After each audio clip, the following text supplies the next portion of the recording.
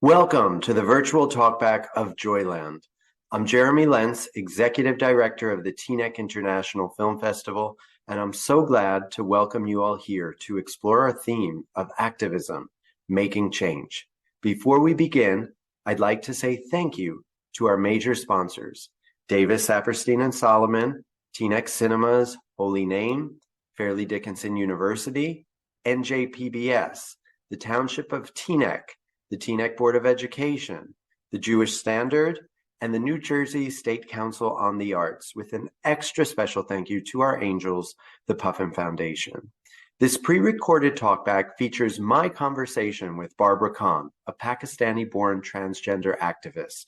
We'd like to remind you that the virtual film series is made possible by generous contributions from you, our audience. Please consider making a tax-deductible donation to TIFF by visiting our website, tnecfilmfestival.org, and with your help, we can continue to make change in our community and on the global stage. Please continue to support us, our sponsors, our local businesses, and our movie theater. And most importantly, thank you for being fans of TIFF and enjoy our conversation. We are very excited to have as our panelist Barbara Khan. A little background on Barbara Khan. She was born in Karachi, Pakistan. She comes from a conservative, large Muslim family that's slightly religious. She moved to New York at age 20 in 1995 and started her transition in 1999. Barbara works in a pharmacy in Brooklyn, New York, and lives in Manhattan.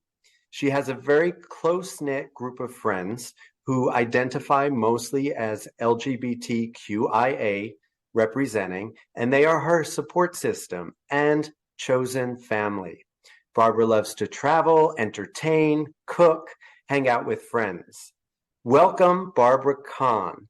So nice to have you here. Thank you, Jeremy. Thank you. It's very nice meeting you virtually. So Barbara, Joyland, such a powerful and beautiful film, and a film that has sparked a lot of global controversy. Joyland came out in November in Pakistan, and it received a ton of acclaim and premiered at the Cannes Film Festival and at international film festivals throughout the world. When the film had its premiere in Pakistan in November, the film was banned. People felt that it depicted a romance between a married man and a dancer named Biba, who identified as transgender, although the film never explicitly says that. She is never referred to as transgender. She is referred to as quote unquote that in the film. But after 3 days, Pakistan decided to rescind the ban, other than one province that reinstated it. So, as a result of this film, a lot of attention was brought to the story. And Malala Yousafzai, the Nobel laureate and activist, was also a producer on the film and wrote an article about it in Variety defending the film. What I'd like to speak to you about tonight, Barbara, is your experience growing up in Karachi, Pakistan, and how it relates to Biba's character in the film, and what type of similarities and or differences did you find? Thank you, Jeremy. Thank you for me this opportunity to speak about this amazing movie, which has thought-provoking aspects of it, and the whole movie. It's amazing. How I can relate to it, a little background on myself is that I came here, first of all, born in Karachi, as you said, grew up in fear of persecution and embarrassment throughout my childhood, not knowing who I was, not getting any guidance throughout the childhood, and coming from a very conservative family where first of all, you can't even fathom the fact that you want to come out or even ask questions. The first time I ever asked a question regarding any sexual orientation matter was through a cousin who visited America, and the question was, so with all the confidence I had I said, so is it weird that I like boys as a male child? And my cousin said, it's Pakistan. You go through that. You go through that phase that you like boys, you experiment, but everything is hidden. You don't talk about it. The whole aspect of you shouldn't talk about it. Just have it and just move on. And at some point, you'll grow up, you'll marry a woman, and you'll have kids, and everything will be normal. Once again, it felt like I wasn't heard. I thought that was it. When I was growing up, my father, who had anger issues, dealt with his issues, and then the fact that his only male child was a little effeminate. He thought by physically abusing me, it will bring out the masculinity, which didn't work, as you could see. And from all the trauma, all that craziness, when I came to America at 20, I just felt like I found my freedom. Coming from that conservative, strict family, coming to America, it felt like, my God, maybe I found my place. So my experience was completely different than Biba's, and I give Biba's character thumbs up. She is powerful in the movie. She is more powerful in the movie than most of the women. Cisgender woman, I should say. I grew up in fear. I couldn't come out. She lived her life on her strong opinions on her own, and it gave me this satisfaction that there are some girls who are living as they like. I could relate in the sense that, now I can be open and talk about my experiences, which I think living in New York has given me. But back in Pakistan, just the embarrassment of family and friends and not being accepted. The solution to someone coming out as transgender or gay or a homosexual in Pakistan is that you either get beaten up by your parents, or you get disowned, or you get kicked out. And all three was not the options I was looking forward to. So I kept my mouth shut until I got the opportunity to get out of the country. And that's what exactly happened to me. Did you leave the country alone, or did you immigrate with your family? Oh, no, I came here on a tourist visa with my parents. I have a cousin who lives here, and I said, I'll go here. I'll go to school in New York.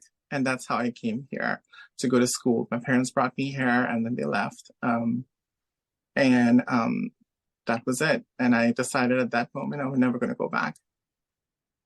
And then effectively coming here, you were able to live your life openly and comfortably, and you started your transition in the U.S.? Yeah, sorry to cut you off. No, it wasn't easy in the beginning. Living with a cousin, coming out to him, and the first thought to him was that you've never been with a woman, so how would you know you are different? And I'm like, my God, I just came from Pakistan, almost ran away from my dad, and here's another dad figure. And he said to me that, let me hire somebody for you to feel what it's like to be with a woman. And I'm like, anyway, so that was that. And it was hard because I didn't know how I was going to stay here. Met some people at the LGBTQ Center back in 1996 who gave me a lot of information about how I can file for an asylum on my sexual orientation. And that's how I got to stay here. So you got asylum. I got an asylum, yep, on the basis of the fact that if I'll go back, either I'll be murdered by my father, or I'll be, abused. I mean, it was rape before in Karachi, but I'll be either murdered or forcibly got married against my will. So yeah, and I got the asylum, and here I am. And you had an LGBT center work with you to help you through the legal process for asylum. Is that a correct understanding? So the LGBTQ the center helped me to get a lawyer who was known to file cases like these. And that's how it happened. Spent almost 3 or 4 months working on the case, making affidavits, getting information about the impacts of coming out in Pakistan openly, or people who were out and about. Unless you belong to an influential family, you can't really live. People don't hire you. People would constantly bully you. You could get into a lot of trouble. Yeah. It's interesting what you said, just to touch upon, because myself, I'm a gay man. And when I came out to my parents here, similar conversation to what you had with your uncle. You know, my parents said, well, how do you know you're gay? Because if you haven't, been with a woman, then, you need to try it. So how do you know? And my response to them was, I know just how you knew. Did you ever try being, I said to my father, did you try being with a man to know that you were straight? It doesn't really work that way.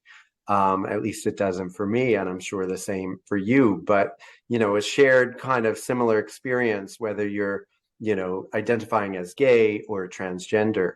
I want to go back to a point that you mentioned about Biba and talking about the film. I think what's so incredible about this character is her strength and is her electricity. Alina Khan is the actress who plays her.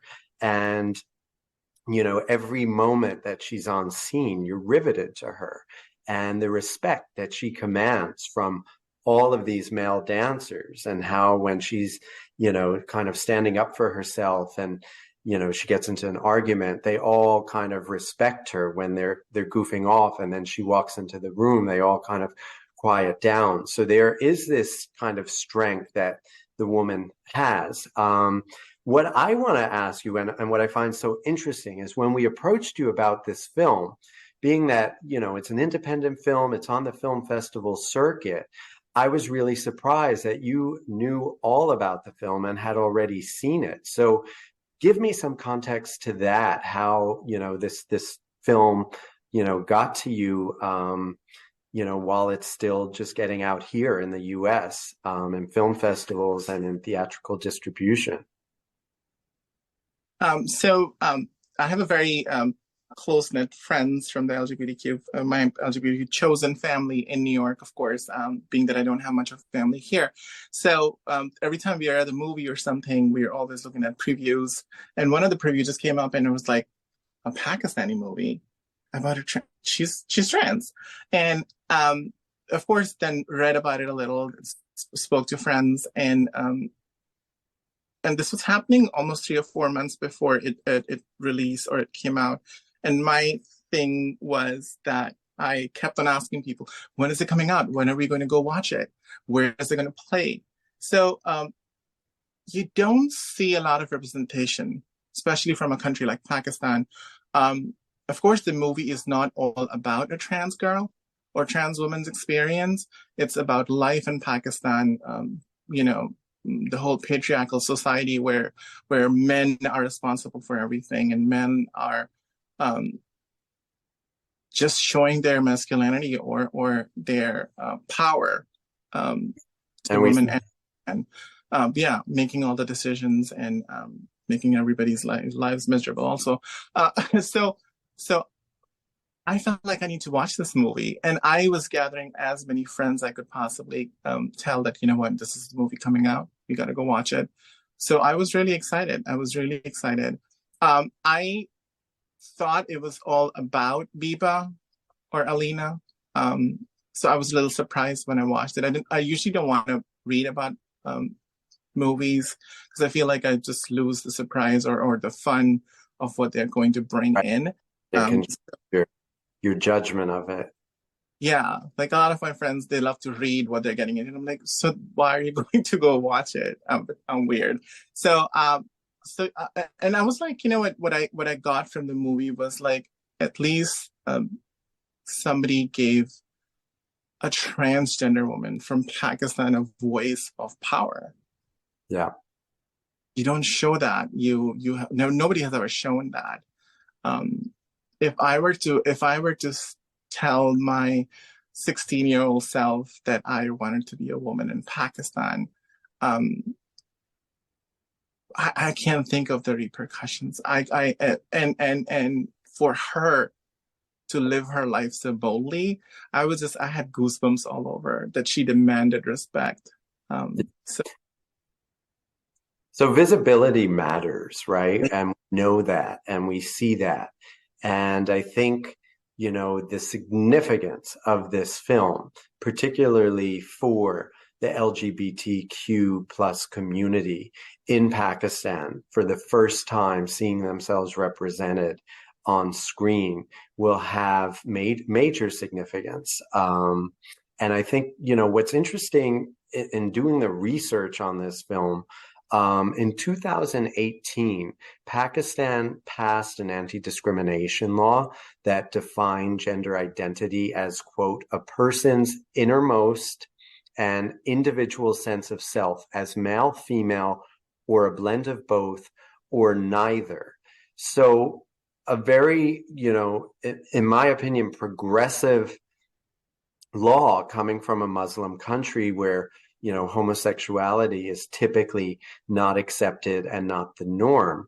Then this film comes out, gets banned, and in spring of 2023, a portion or several provisions of this law were repealed under the Sharia court, which is the religious court, and it ruled that a person cannot change their gender on the basis of innermost feeling or self-perceived identity and must conform to the biological sex assigned to them at birth. So therefore not allowing them to change their gender on their documents, passports, etc. So, it's kind of this juxtaposition. And we also saw similar laws in India relating to homosexuality, where laws were passed granting rights. They were taken away a couple of years later, then they were passed again. So, speak to me about that. And, one of the things that we touched upon is, something that was interesting was it seemed that in Pakistan, there's always been kind of an acceptance of what was referred to as a third gender for transgender people. But you told me, really that it's not really acceptance. It's more of just being tolerated and where that puts people. So can you speak to that? Sure. When you speak about Pakistan is a country ruled by the Sharia law, which is basically the Islamic law. You can say that it's a democratic nation, but what it comes down to, what it boils down to, is that nothing goes over. I would say nothing is accepted, which is out of the norm or out of the whole normal Islamic teachings that they would accept. I would to talk about the fact that anything different, for example, like homosexuality or the representation, the Islamic clerics would definitely intervene. And even though this law came about that in 2018, that transgender folks would get X on their IDs to for kind of like a representation for them to be identified, like have their own identity. And it was repealed because of these clerics. And what they said was that Islam doesn't. And first of all, homosexuality is a sin in Islam. So what they said was that anything in LGBT community and any kind of homosexual activity is a sin.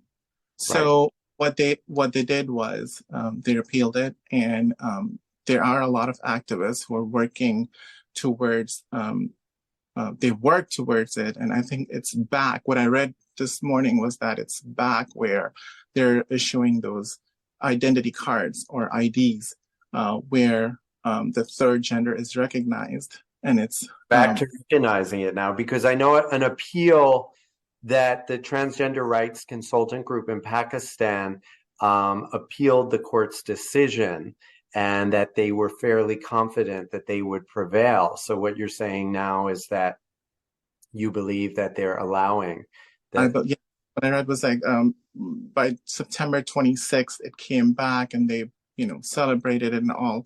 So I'm hoping this is a step towards, us moving forward. Big step forward. Exactly. Acceptance is key. People like me don't have to flee their countries on the basis of being harassed and murdered. So it's important. It's really important that these issues should be dealt. Once again, these are not just any issues, these are civil rights issues, human rights. Right. Civil rights are human rights. Correct. And speaking about how, transgender people are pushed to the margins in society, I think you kind of spoke to the point that Biba's character, as far as being, working in an erotic theater and being in charge there, that's kind of the norm, that the jobs that are available to people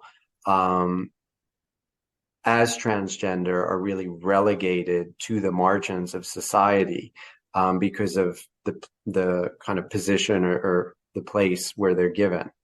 Would that be? Sorry to cut you off, but yes. So they're being pushed aside. So I'll tell you a little story. As any country, we also get a lot of weddings. So when the transgender community in Pakistan, which are called hijras or khwajaseras, when they hear that there is a wedding ceremony in the neighborhood, what's their deal is that they go to the weddings right when it's happening, and they perform without no notice, and they're welcomed because they're taught to bring, or the whole point is they bring some blessings.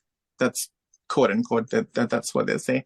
And as a child growing up, I would observe this, and all, as a transgender woman, it's embarrassing to say that growing up, I was scared of them because the way society paints them, that they're weird, they're different.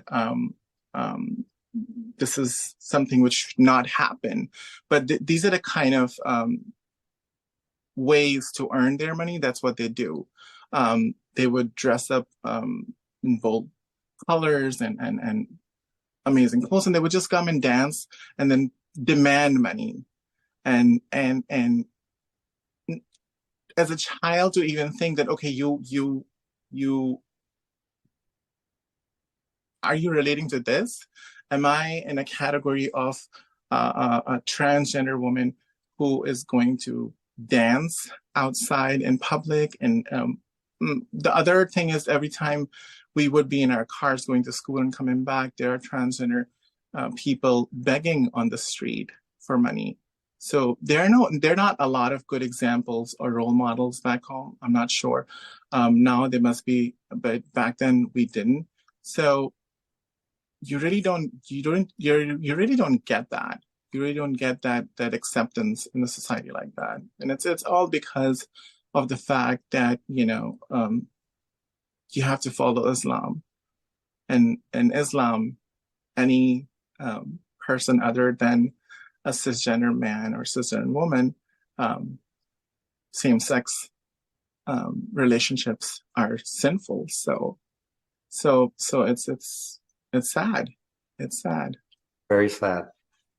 It's interesting with regard to the patriarchy, in the movie, and you see Haider, the kind of lead protagonist, and how he is kind of dominated by his father, and everything is dictated by his father, and they live in this, family with his brother and their wives.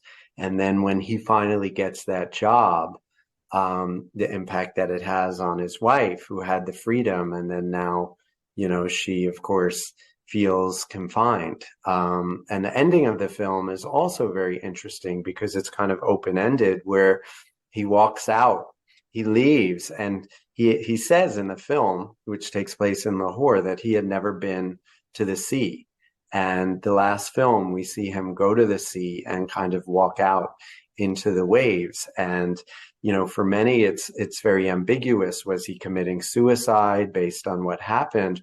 Or was he actually celebrating his life, that he was actually able to take that step out of his city and for the first time kind of own who he was as a man and experience, his true self? And I took it really as a happy ending, that he wasn't committing suicide, that he was finding his sense of self based on what he went through and realizing that he had, one life to live and that he was going to live it.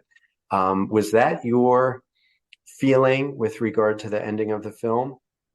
I also had the same effect. I felt like throughout the movie, you saw that he was being pushed from every direction in the family, from his father, from his brother, and other family members, where they were always after him to get a job or be a man or produce, and it felt like when he met Biba, he was starstruck.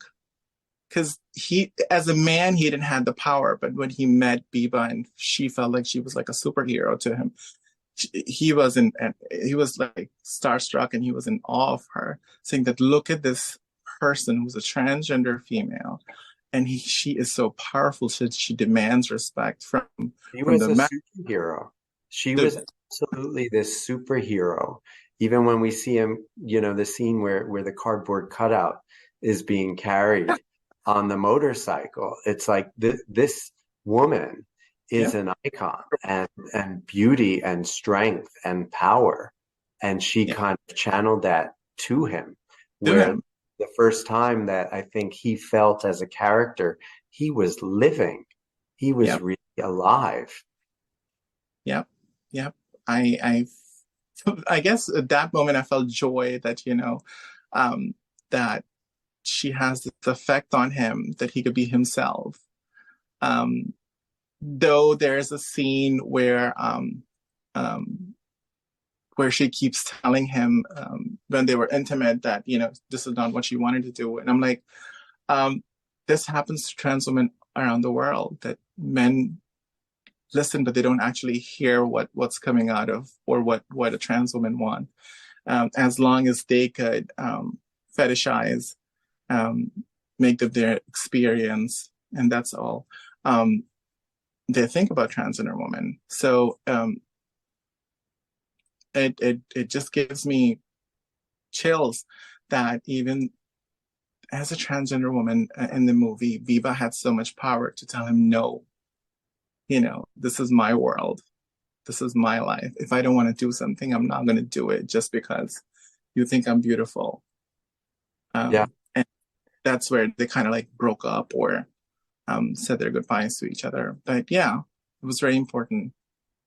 She was empowered. Yeah. I mean, it's a remarkable film, and it's a film that is beautifully shot, and it's so nuanced, and there's so many layers to it. I think outside of the issues that it brings up with regard to sexuality and transgenderism, just, like we said, family values, the patriarchy, day-to-day life in Pakistan, the beauty in family and the struggle. And I think there's so many underlying themes that carry throughout this movie that are relatable through any culture, and to kind of put it in the context of where you're at today, being in the US, you kind of compare and contrast the laws and what Pakistan is going through to where we're at in the United States, where transgender people are under attack, and the LGBTQIA community is dealing with,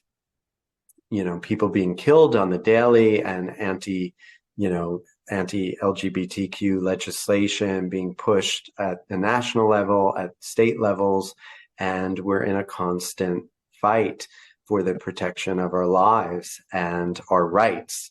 So, I think there's a lot in this film that speaks to how much work we have to do, but so much, I think, in that is also being able to share these kind of stories, right? Because it's about understanding. And, you even stated as a kid, you're kind of taught to fear these people because they're different, and it's all xenophobia, right? Yep. You fear what you don't know and what you may not understand. And when you're able to have exposure to a community or to a people that you may not know or have different kinds of customs or beliefs, that's a game changer. And a film like this, and being able to have a conversation with you like this, where you're so open in telling your story, is really how change comes about. And, for that, Barbara, I want to thank you so much, because you are empowering a whole generation of people to realize that, we are all one, and that, we're reflected in the colors of the rainbow. So, your story is just fascinating. And, before we wrap up, because we're getting to the end of our conversation, what I would ask you is, what advice would you have for the young Barbara that was growing up in Karachi, to tell the older Barbara who's sitting here today, living her life as a professional in New York, who's empowered, who's gorgeous, who's beautiful, who is, being able to inspire a generation of people to live as who they truly are? What would you tell that younger Barbara? Thank you so much for all those praises, Jeremy. I would say be patient. I've always been the patient child, the kid. If I was a rebellion, I think I will be on the streets. So I would tell the younger Barbara to be patient, just take in and be ready when your time comes. And coming here, becoming a United States citizen, I'm getting my gender reassignment surgery in a month. I'm living my life. I'm living my life as a transgender woman on my terms. And it's empowering. Also, the fact that all these talks are really important, because to me, even at this stage in my life, I feel like if I talk to one person, and if I could educate them in a way to change their views about the LGBTQI community, to accept them as humans, it's a remarkable thing. And, they say change does not come easy. So we just have to work one person at a time. And that's what I would say. We have a lot of work to do. And then someday, not in our generation, maybe the next generation, will see this change. Absolutely. I am on this journey with you, and I am working towards the change with you. We have so much work to do, but it is so great in knowing that there are people like you out here on this planet that are doing the good work, that are sharing their stories, that are able to, overcome all the challenges that you have had to overcome and rise above it. And I think, that gives so much hope to who we are as a people. And I know that, we will see progress in our lifetime. And I think that the vast, vast majority of people are on our side, and we will get there. And I am here in solidarity with you, Barbara. I want to thank you so much for, again, sharing your story tonight, and for just being here and being at the Teaneck Film Festival. So thank you. No, thank you, Jeremy. Thank you. All right. So thank you and good night to everybody out there watching. And we hope you continue to support the festival and continue to watch all of our films November 5th through the 12th. Thank you